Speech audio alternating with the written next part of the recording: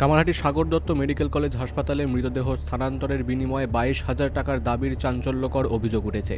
এই অমানবিক ঘটনার প্রতিবাদে হাসপাতালের পরিকাঠামো সংশোধনের দাবিতে সরব হল সিপিআইএম। শনিবার সিপিআইএম রাজ্য কমিটির সদস্য সন্দীপ মিত্রের নেতৃত্বে একটি প্রতিনিধি দল হাসপাতাল কর্তৃপক্ষের কাছে ডেপুটেশন জমা দেন।